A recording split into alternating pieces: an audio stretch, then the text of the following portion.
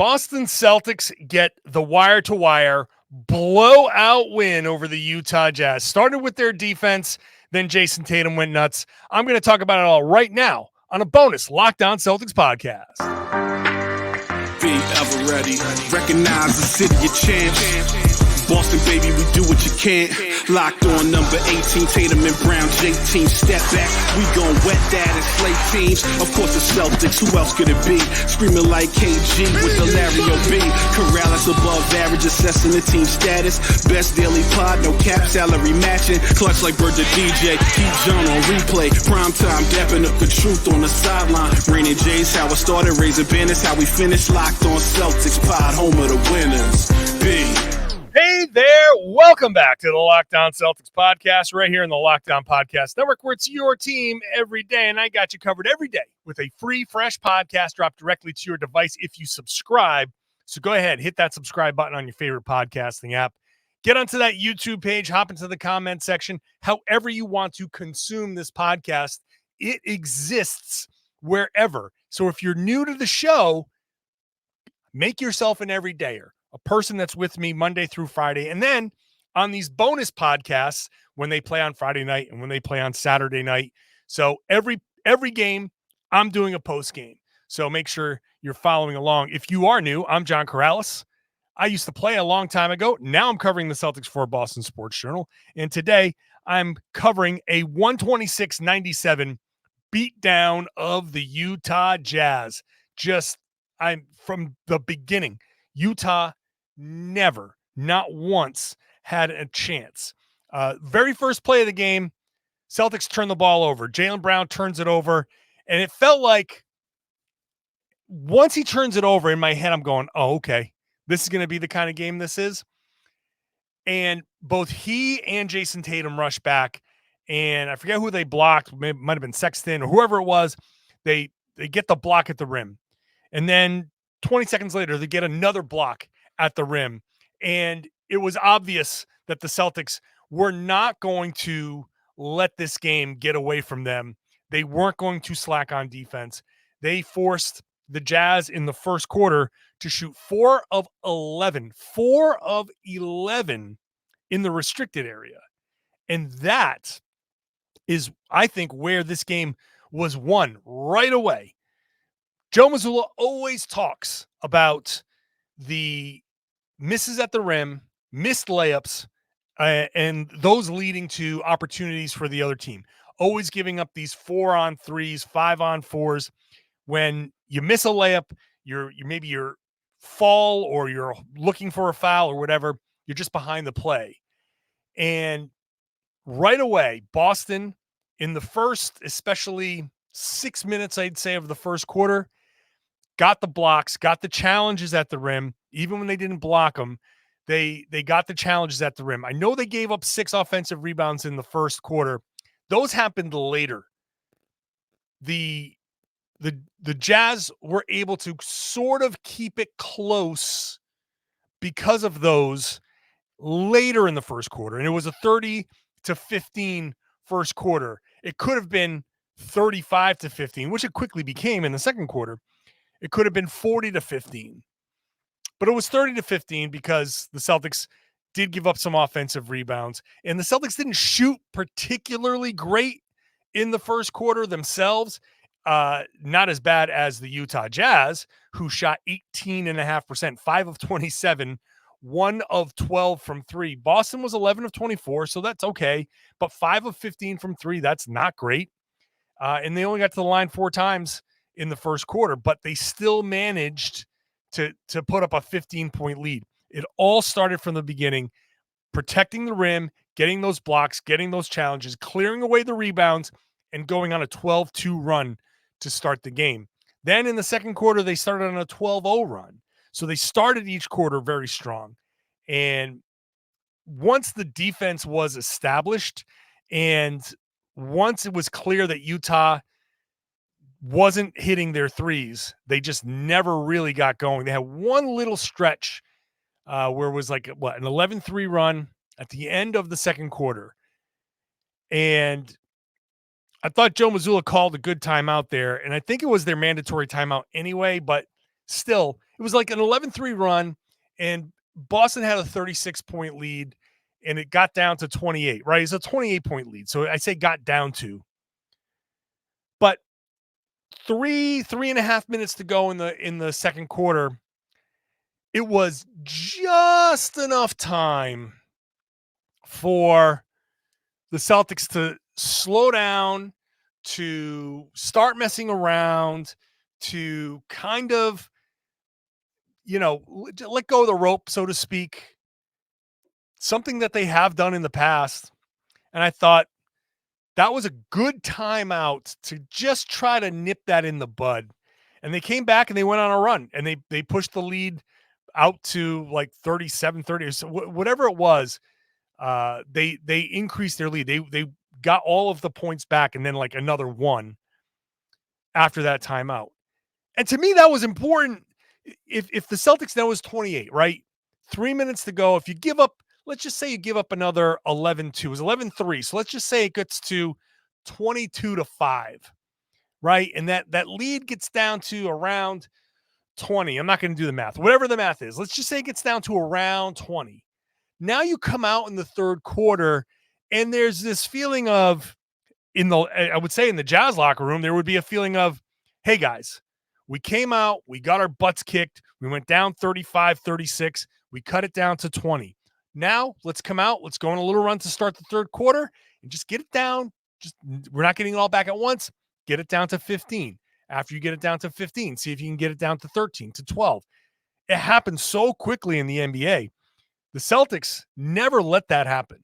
It was a little 11-2, 11-3 run, and then they call the timeout. They come out, they answer with a run of their own, and from there, it was just coasting. See, the lead never really dipped below 28, 29, but it was just the Celtics were on cruise control the rest of the way.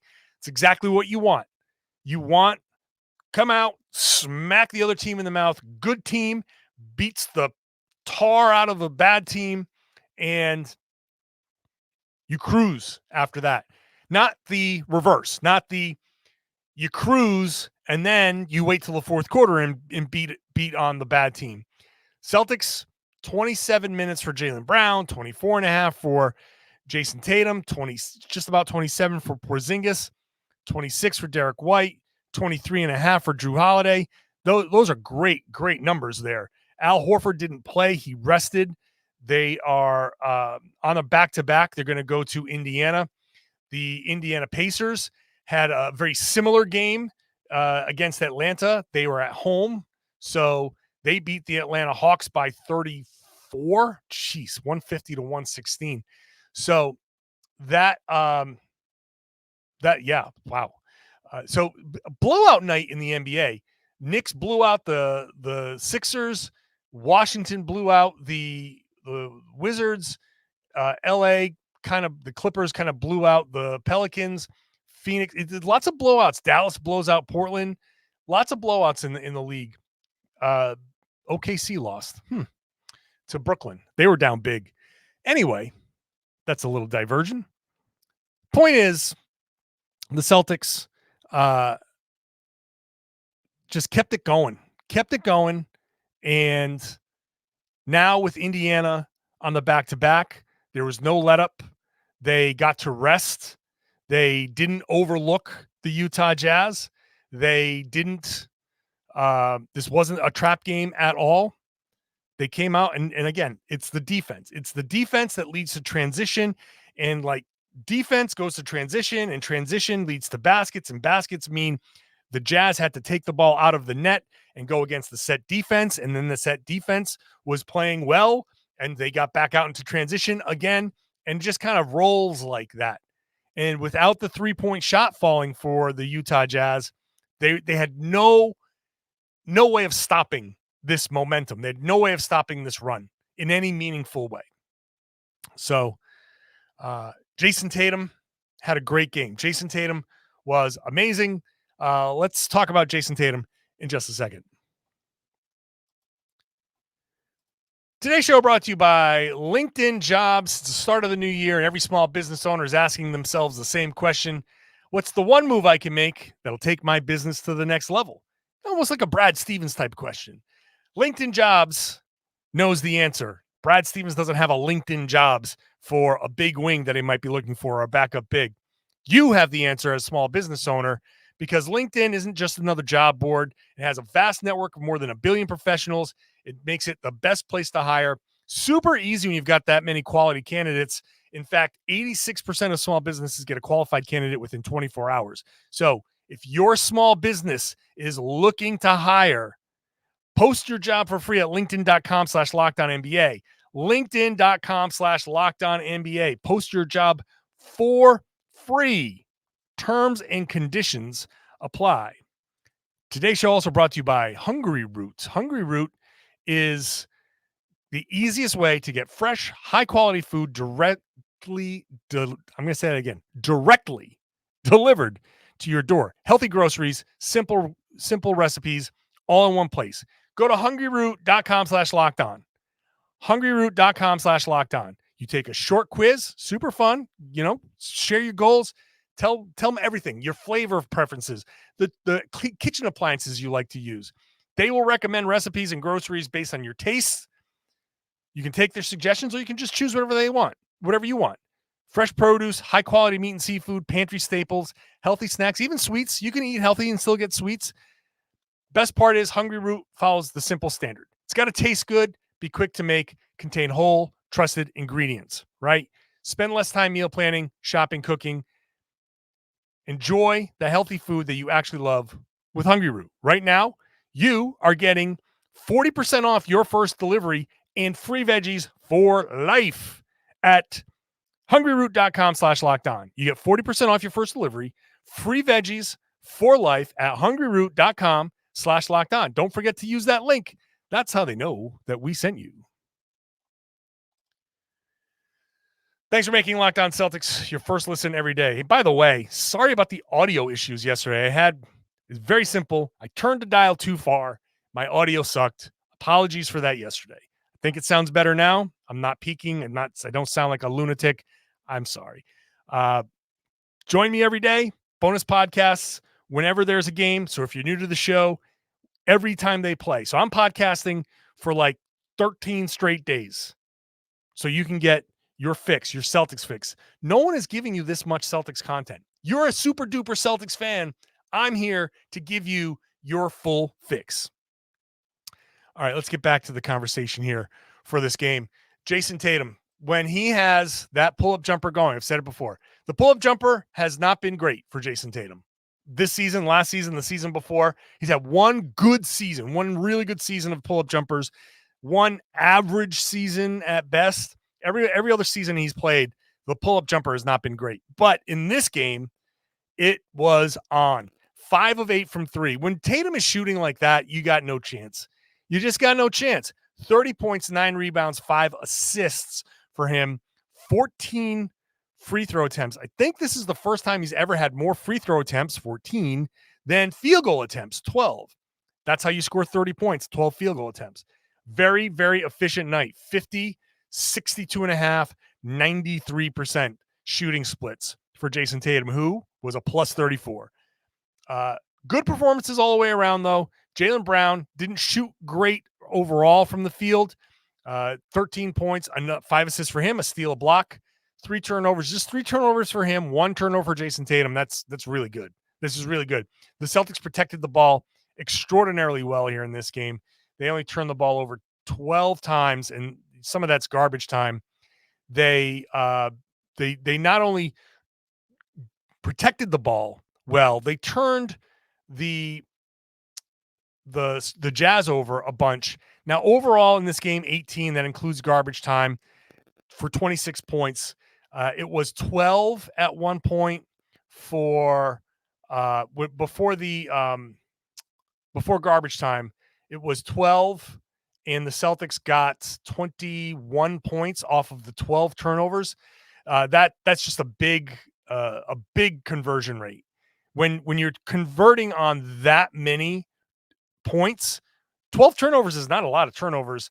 I mean, that was basically through most of like 3 quarters. It's not great, but it's 4 per quarter. And to convert 21 points off of those, that's live ball turnovers. You're forcing. They're not just turning the ball over out of bounds. They're not just traveling. They're not just committing offensive fouls. These are steals that the Celtics are getting. So they converted on a lot of that, and that's just like I said, the defense that played into that as well. So Jaylen, aside from the 5 of 12, but look, what am I like? He hits one more shot, 6 of 12, and it looks like he's got a great shooting night. So he was fine. Porzingis was great, 19 points. He got to the line 12 times, five rebounds for him, a couple of assists. The Celtics, unbothered by zone. And this was my line of questioning afterwards in this game. The Celtics, honestly, the thing, like Will Hardy was a coach on this team. He knows these guys. And he came in with a plan. It was a plan that worked in Utah the last time. And it just hasn't worked since. And it definitely didn't work in this game because this is a different team. This team, whatever Will Hardy knew about the Celtics, that's done. That's out. It's gone. This Celtics team, very different. You can throw some zone at them. Okay, fine. In this particular case, they got it to Jayson Tatum in the middle of the zone. Kristaps Porzingis down in the dunker. Very easy. And Tatum made quick decisions. That's such an easy way to beat the zone. If you're going to collapse it with Jayson Tatum in the middle and have Kristaps Porzingis behind that back line defense, like, forget it. That zone's not going to work. I'm curious to see how it's going to work against more zone-heavy teams, more creatively zone-heavy teams. But the Celtics have the formula to beat zones. And if they just keep their heads, this is going to be very easy for them to do it. So they did that. You want to blitz Tatum? No problem. Gets off the ball quick. Jaylen Brown gets off the ball quick, doesn't fall into traps. The Celtics, all of the things that you might think, well, they're going to play down to the opponent. Nope. Have they played down to, they had that one stretch, Memphis, Charlotte, where they just didn't play great. And, they got a win. They got wins. And so that's fine. They kind of learned their lesson there. But aside from that, they haven't really played down to opponents. They've kind of been themselves. They've been pretty good. They didn't look ahead to Indiana, which would have been understandable. They weren't bothered by zones. They weren't bothered by the shot blocking of Walker Kessler, the rim protection of Walker Kessler. I think, by the way, the Utah Jazz should be I don't know why Walker Kessler isn't starting, but regardless, okay, whatever. That's fine. Fine for Boston at this point. And none of that stuff bothered them. The Celtics are a different team. This Celtics team is different from teams of the past. It's just how it is. Forget it. We've got to stop, and that's me too.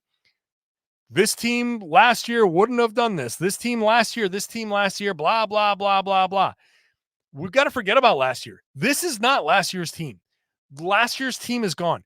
If last year's Celtics played this year's Celtics in a 7-game series, this year's team might sweep last year's. They're just a different team. And maybe I overvalued some of who was around last year.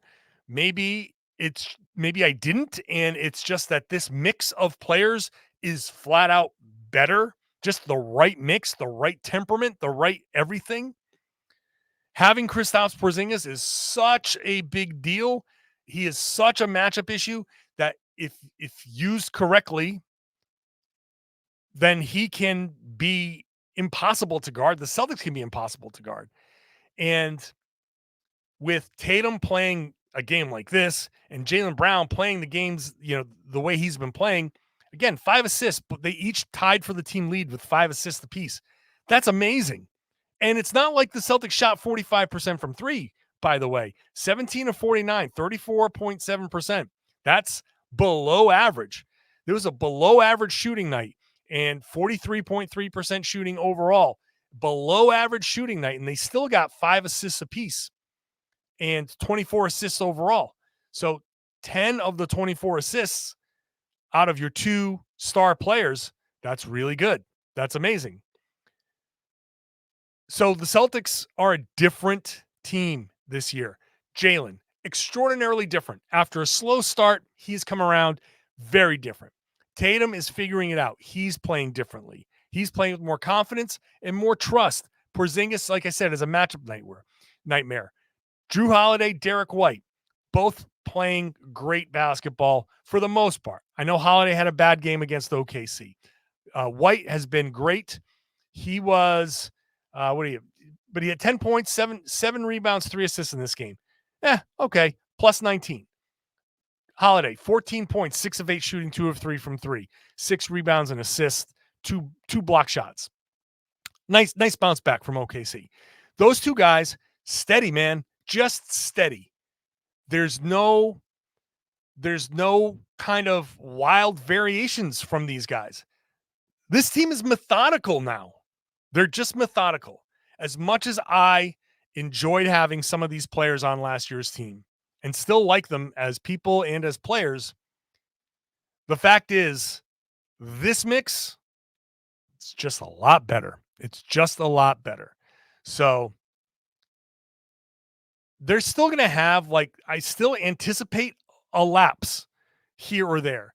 There is still the potential for 2, 3, 4 game losing streak somewhere in this schedule. It still exists. But so far, 17-0 at home.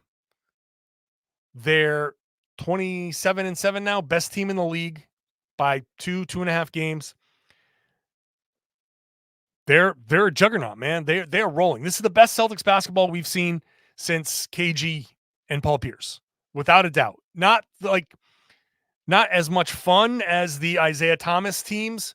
Those teams were like outlier, crazy, like fun, chip on their shoulder, all of that. Those teams are super, super fun. This team is better. This team is methodical, and they're doing it on both ends. Super impressed. And then you've got like the energy plays that O'Shea Brissett made, which were huge. The alley-oop to Sam Hauser starts with a dive from O'Shea Brissett. He dives, saves it, gets it over. I forget to who. Holiday, maybe up to Derek White, up ahead to Jaylen Brown. Jaylen Brown sees Sam Hauser cutting baseline, throws the alley-oop. And there's another alley-oop from Jaylen Brown to Sam Hauser. Seeing one of those a year is surprising. Seeing 2 of those in a year is like, what the hell? Why couldn't FanDuel put odds on that? Why couldn't I have found that prop bet? I would have put a lot of money. If you'd put a lot of money on that, man, oh my God. I wouldn't even have to do this podcast. I'd still do this podcast, but I wouldn't have to. Great win all the way around. Top to bottom, start to finish. The Celtics did everything. They out-hustled, they outworked. Then they got some lucky breaks, some weird kind of bounces that it ended up in their favor. When you work that hard, the basketball gods reward you. It's that simple. Utah Jazz, on top of being outmatched, overmatched, they had, an off shooting night, just a horrible shooting night. So on top of all of everything that Boston was doing well, the Jazz had like one of those nights, and that's what leads to a lead as big as 36 for the Celtics. Now they are, as I'm recording this, they're probably landing or about to land in Indiana. Like I said, both teams are in a back-to-back, so we'll see how that impacts this game. Should be fun. I don't know if Kristaps Porzingis is going to play. They have been holding him out of back-to-backs, but because he didn't play 27 minutes, maybe he does play in this back-to-back. 2 games in Indy. Obviously, I will be here for all the games in Indy and all the games on the schedule, so make sure you're subscribed wherever you get your podcast. Watch the show on YouTube. Become an everydayer. Become one of those fans that is just like my favorite fan. I love all of you. I really love all of you if you're new, but I especially love the people who have come up to me and said hi at the arena. Always, always, always. I love people coming up and saying hi. Have a little conversation. If you're listening every day, you're like my buddy. And be a pal, be a friend. Share the podcast now. Spread the word for me. let everybody know they should be listening to and watching the Locked On Celtics podcast right here on the Locked On Podcast Network. It's your team every day.